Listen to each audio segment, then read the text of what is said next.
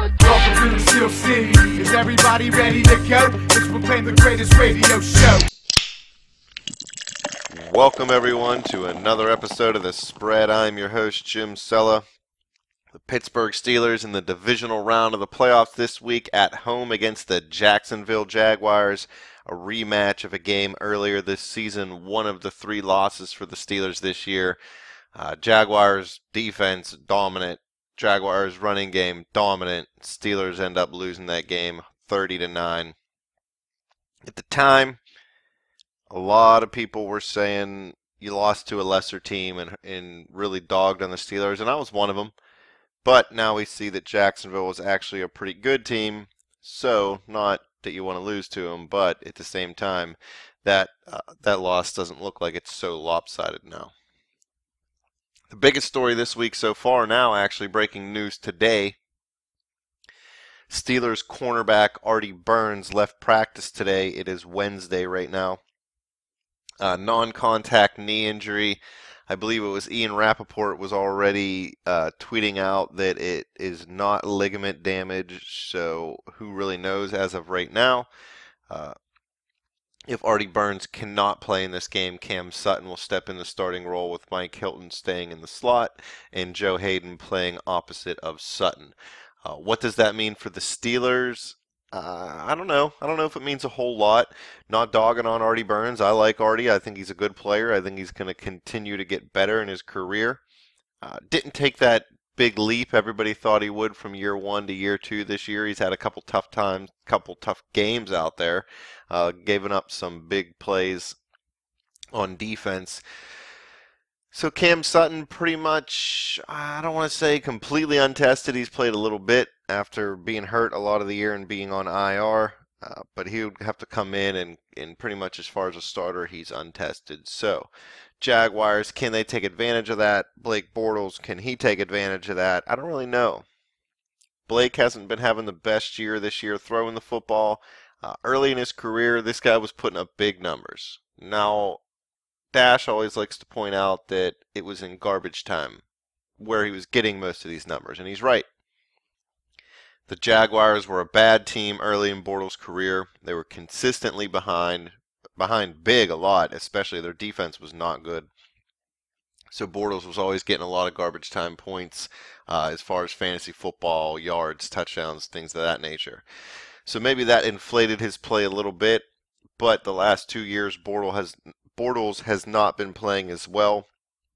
Last week especially, when Bortles had 88 rushing yards and 87 passing yards, and the Jaguars were able to beat Buffalo. The Bills' offense, not that great in their own right.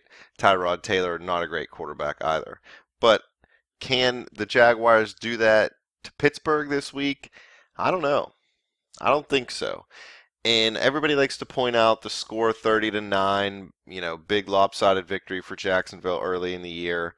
But the one thing to remember is, yeah, the Jaguars had 5 interceptions. 2 of those got returned for a touchdown. So you take 14 points off of the Jags, they're sitting at 16 points. They only won 16-9. Now, no, I'm not taking it away from them. Yes, the Jaguars earned it. But I'm saying it's very rare to get 1 pick six in a game, let alone 2 in one game. So the probability of the Jags defense to be able to get 2 touchdowns this week with Pittsburgh, against Pittsburgh, however you want to say it, that it's not very likely. I'm not saying it can't happen, but it's not very likely. The Jags are a really good defense. Listen, this is one of the top defenses in football. They were number 2 in points per game, number 2 in yards per game, number 1 in passing yards per game, but they were 21st in rushing yards per game, giving up 116.2. I feel like they can have similar success, the Jags defense, against Pittsburgh's offense this week, but not to the same extent. So I think that they'll put pressure on Ben for sure. And they're going to put pressure on the wide receivers to make plays, especially Antonio Brown. It'll be his first game back after injury. He's been out a few weeks with that calf injury. A lot of people speculating whether or not Brown's actually going to be a decoy or an actual player. We'll get into that here in a little bit. But the Jags, they can stop the pass very well. but the big thing is Pittsburgh can run the ball very well. Now, the Steelers were 20th in rushing yards per game in the regular season. A little misleading of a stat because Le'Veon Bell does so much out of the backfield in the passing game. The Steelers were a little better statistically, I guess, at least, running the football earlier in the year when their passing game was struggling. But as the season has progressed, that passing game picked up. The running game didn't slow down. It just isn't getting as many chances because the passing game has been so successful, especially since the bye week. But this Jags D can definitely slow down the Steeler pass offense. So the Steelers are going to have to run the football, and in my opinion, run it a lot. If I'm the Steelers, I'm game planning, and you can't force it. Certain things are going to happen, but I'm game planning to let Le'Veon run the ball 25 times or more. Even on the first drive. I know the Steelers like to come out and throw the ball deep, sometimes even on the first play of the game. I'm coming out and just ramming it right down their throat.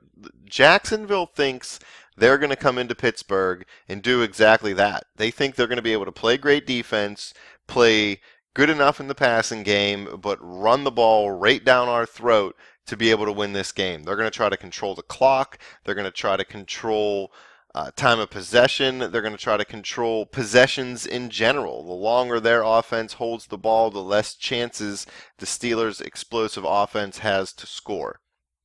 So that's got to be Jacksonville's game plan coming in. But the Steelers can flip it right on them and do the same thing. Le'Veon Bell can come out and run the ball 25 times. The Steelers' offense can hold the ball longer than the Jags. The defense, if they can shore up this run defense in the last few weeks, they can stop them. I know Fournette had 181 yards. Was it 181 yards? Yeah, the last time they played. But he had that big 90-yard run at the end of the game. Again, you don't take it away from him. He earned it. He ran it. He ran through and past a lot of the Steelers players. But at the same time, the game was out of reach at that point. They'd almost, I don't want to say given up, but they knew it was done. They weren't playing as hard. They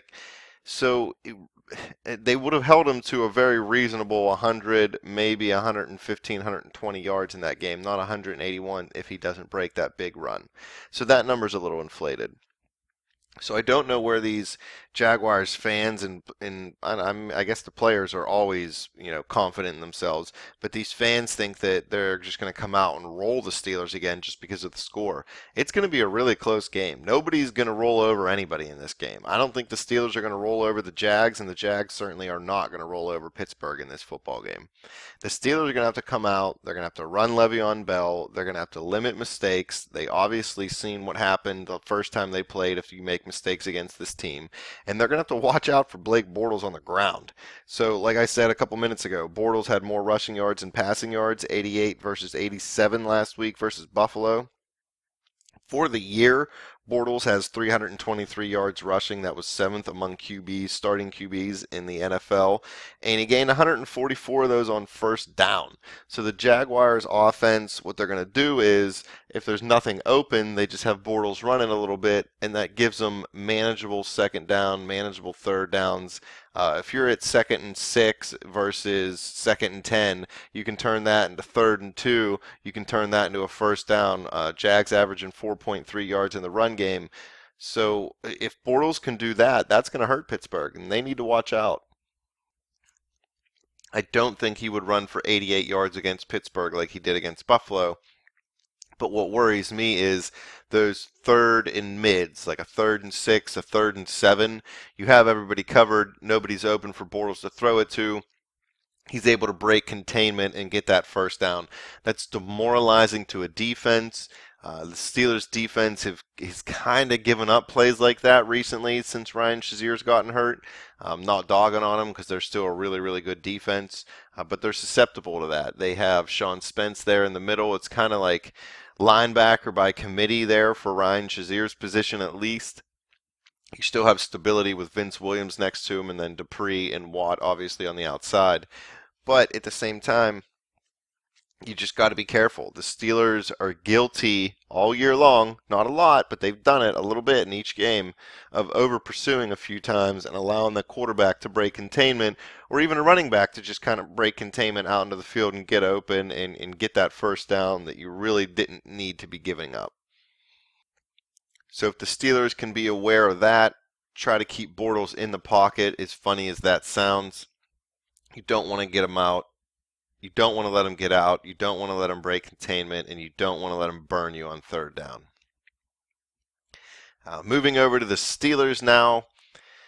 The Pittsburgh Steelers, 13-3, number 2 seed in the AFC. A lot of people's opinion that they're number 1 seed in the AFC because of the blown call against the Patriots. We're not going to worry about that now. It is what it is.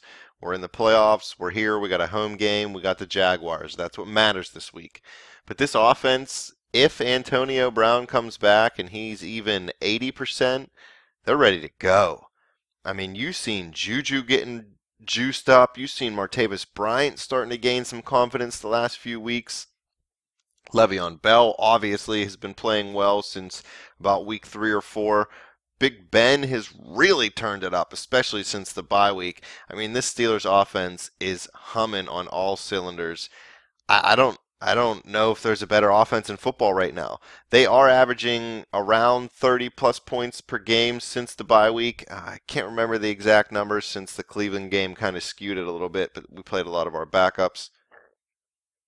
But this offense is really, really got it going since the beginning of the year when they had some struggles.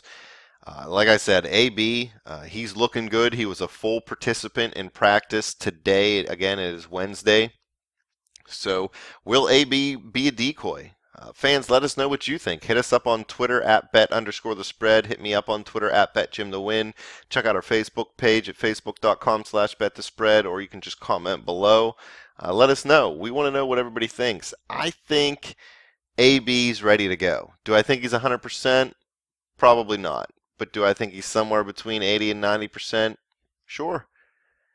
And let's face it, AB at 80 to 90% is better than 80 to 90% of the NFL. I mean, this guy led the league in receiving, and he missed 2.5 freaking games. So I don't know what else to really say about him. He's a workout freak. He puts in the work on the field, on the practice field.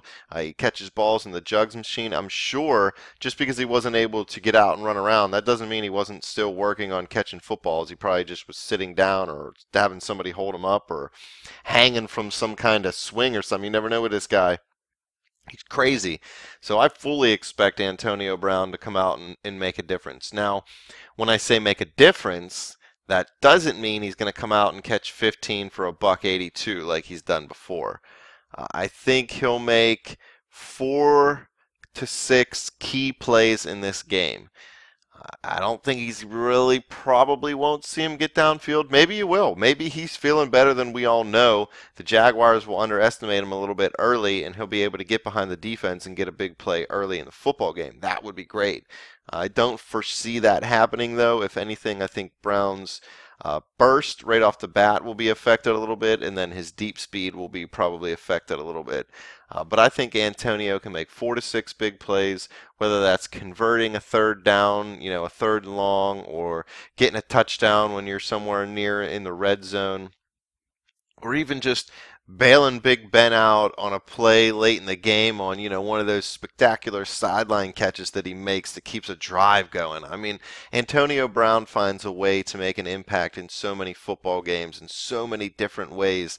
It's really hard to defend this guy, especially if he's at least 80%, which I really expect him to be.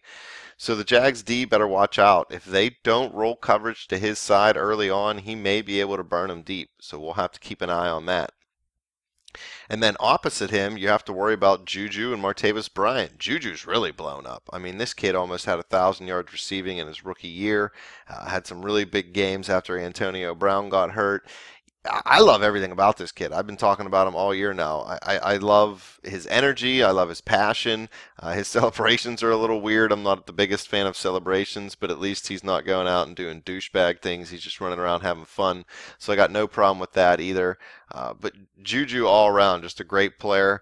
He said him not being considered Rookie of the Year just adds fuel to his fire and makes him want to be better. That's the type of player this guy is, man. He's just going to keep working harder to get better. He's around players like Antonio Brown and like Le'Veon Bell and Ben Roethlisberger and Marquise Pouncey and David DeCastro. And I mean, all the great guys that they have on defense as well. So he's around a great cast of characters.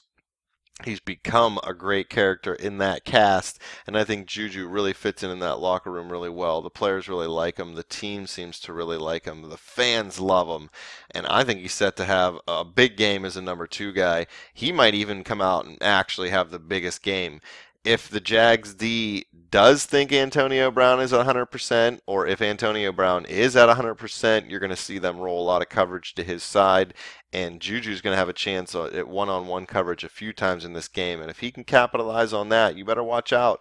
This kid is deceptively fast. He had that, I think it was a 90-yard touchdown catch and run early in the year, maybe midway through the year, and then he just had that kickoff return for a touchdown here late in the season.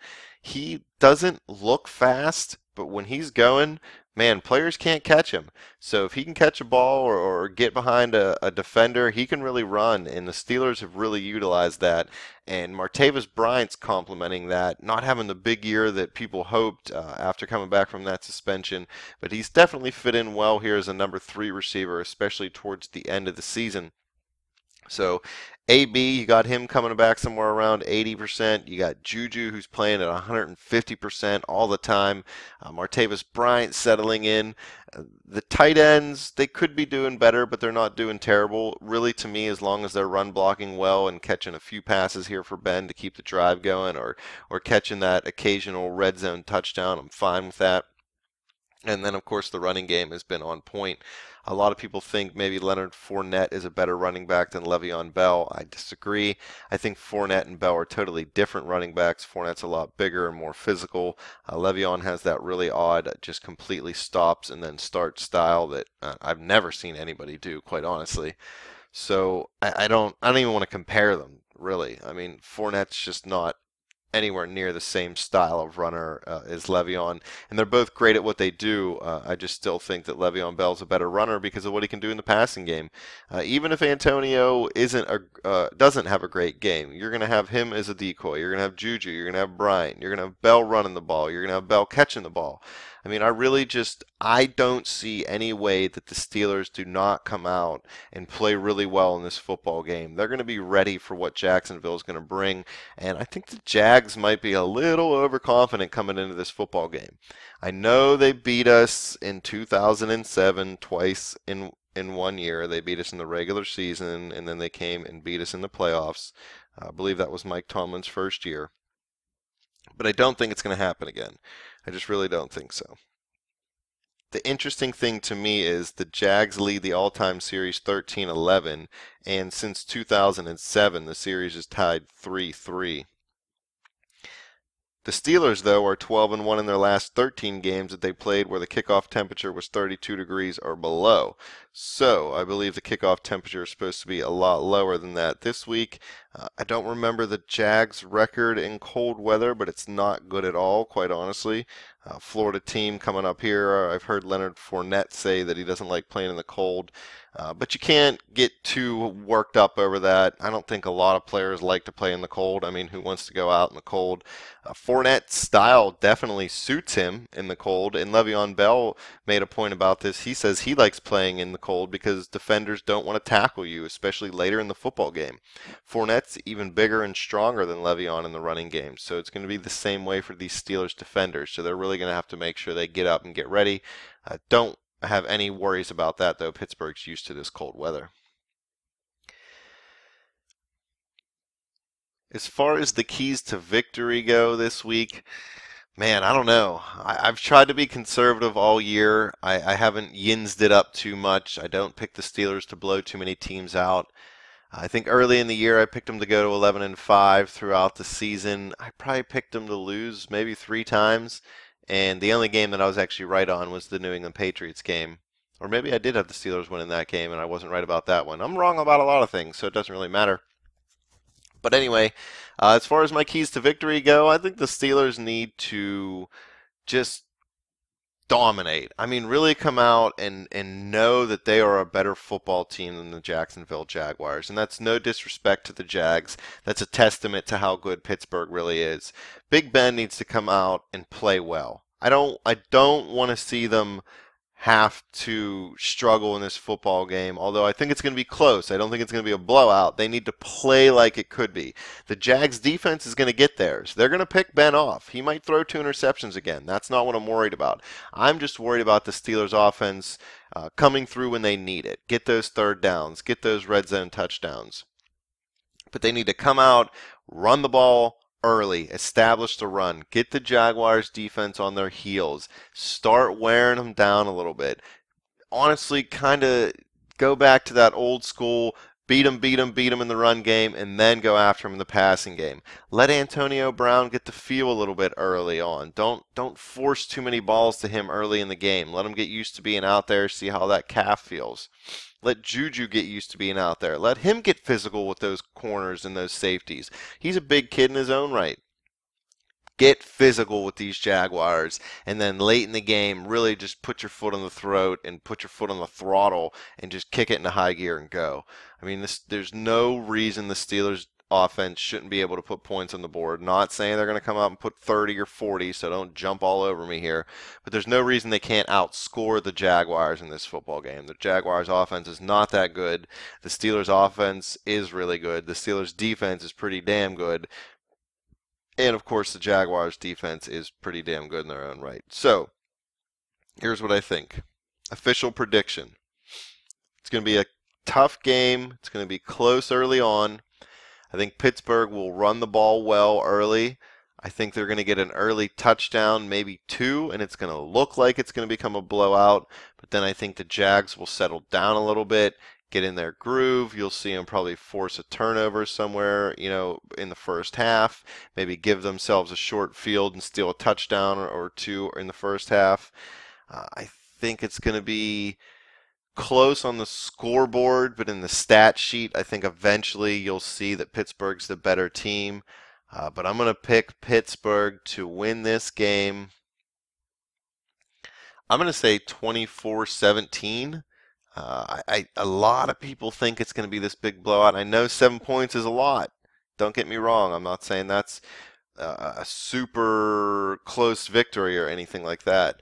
But I think the Steelers can get 24. And the Jags, like I said earlier, they got 2 of their touchdowns on pick sixes last time.